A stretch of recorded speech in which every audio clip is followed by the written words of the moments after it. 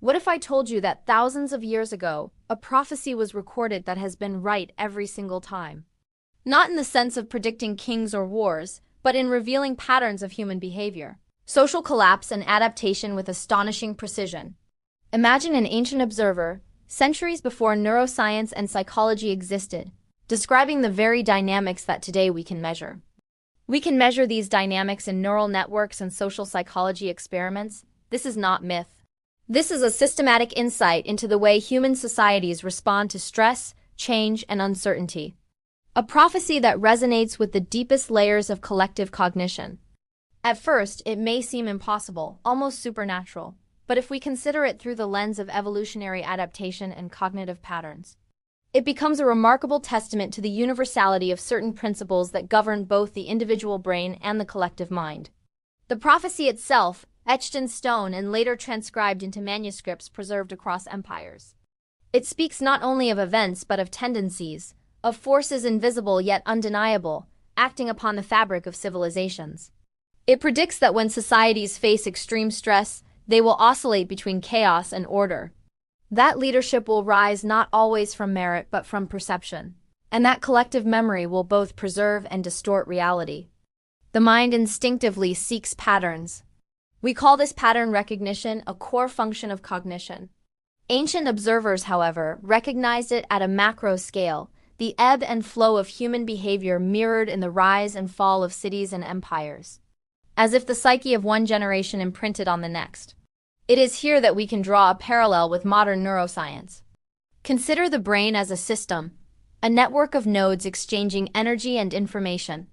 Each decision, each stress response, sends a signal through this network, altering subsequent reactions. Now expand this metaphor to society. Each individual is a node. Social interactions are the synapses. A war, famine, or political upheaval is a high-intensity signal propagating through the network, triggering adaptive responses or systemic failures. The prophecy, in essence, recognized these signals and their predictable outcomes long before we had the language of neurons, hormones, or feedback loops. What makes it even more striking is its consistency. Across cultures and centuries, the same patterns appear. When resources become scarce, societies centralize power. When trust in leadership diminishes, informal networks gain strength. When fear dominates perception, rituals and myths intensify. These are not random. They are emergent properties of complex adaptive systems. Exactly what the prophecy described. Psychologically, this aligns with what we now understand about stress responses and cognitive biases. Under threat, humans exhibit heightened vigilance, simplified decision-making, and a preference for conformity. Collectively, this produces oscillations between innovation and conservatism, expansion and contraction. The ancient text describes this almost poetically, warning that the branches of the tree will bend but never break, yet the forest may burn if the wind is strong enough. Interpreted literally, it might seem cryptic, but as a metaphor for network resilience, it is precise. Individual adaptation can protect nodes, but systemic stress can overwhelm interconnected systems. The prophecy also emphasizes perception. Societies, like brains, construct narratives to make sense of uncertainty. History repeatedly shows that what a population believes often determines the outcome as much as objective reality. In neuroscience, we call this predictive coding. The brain anticipates outcomes based on prior experience, adjusting behavior to minimize surprise. The prophecy captures this. It asserts that collective belief shapes reality, that rituals, symbols, and myths are not mere stories, but active regulators of social energy. Consider an example, the rise and fall of a prominent empire. Conventional history attributes it to economics, warfare, or leadership. Yet the prophecy would suggest looking deeper. How did the collective perception of legitimacy, fear, and expectation guide the actions of millions? How did small signals, propaganda, rumors, symbolic gestures propagate through the societal network and amplify into historical events?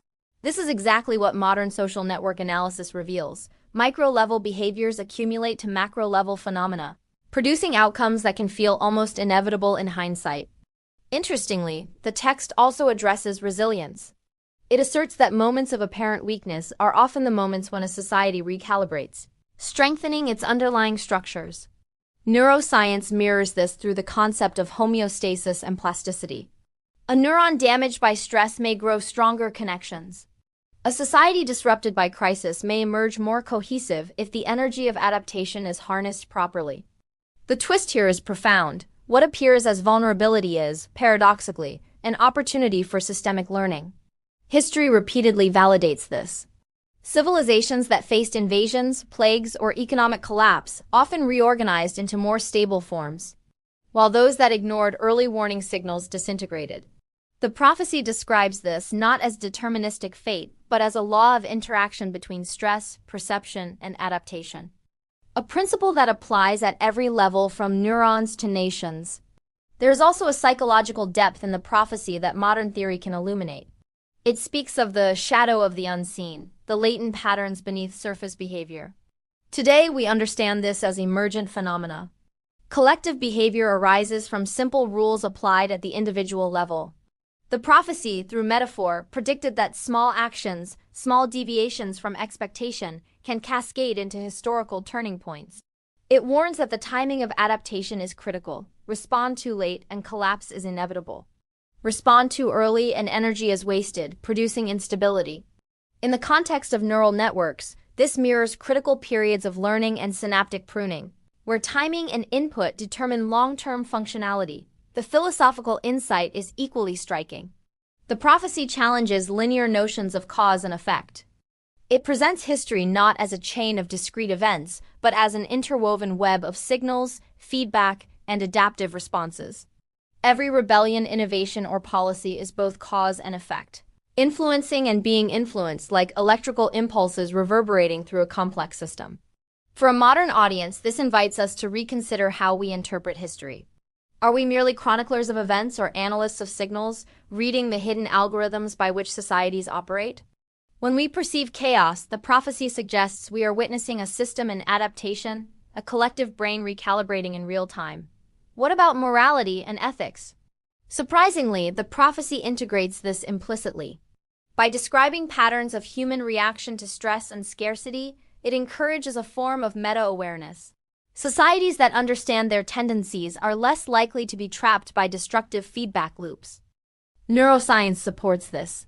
Metacognition, the ability to observe and regulate one's own thought processes, enhances decision-making, reduces bias, and improves resilience. On the societal level, the prophecy advocates reflection over impulse, anticipation over reaction. And yet it does not romanticize human nature. It acknowledges fear, deception, and the lure of short-term gains. The prophecy's accuracy lies not in idealized behavior, but in its empirical observation of tendencies. By recording patterns without moralizing, it provides a lens through which the unfolding of history becomes comprehensible and, surprisingly, predictable. Another layer of insight comes from its treatment of time. Unlike modern historians who often segment eras into decades or reigns, the prophecy operates in waves. It recognizes cyclical patterns, expansion, stress, contraction, recovery, but also highlights asymmetries. No two cycles are identical, and small variations can produce vastly different outcomes. In neural terms, this is akin to chaotic dynamics, sensitive dependence on initial conditions producing emergent complexity. What fascinates researchers and historians alike is the universality of these predictions. From Mesopotamia to the Indus Valley, from the Mediterranean to East Asia, societies display remarkably similar adaptive rhythms. The prophecy's descriptions resonate across cultures because they describe the underlying architecture of human cognition and social interaction, not the superficial trappings of geography or language. There is a subtle yet profound warning embedded as well. Neglect the signals, and even advanced civilizations can collapse. Consider environmental stress, economic inequality, or breakdowns in trust. These are not new phenomena. They are precisely the variables highlighted in the ancient text, whose outcomes echo across millennia. Stress, perception, adaptation, these are constants. The text also ventures into the concept of collective memory. It asserts that societies preserve experience not merely in records but in habits, rituals, and structures, encoding lessons in ways that outlast individual lifespans.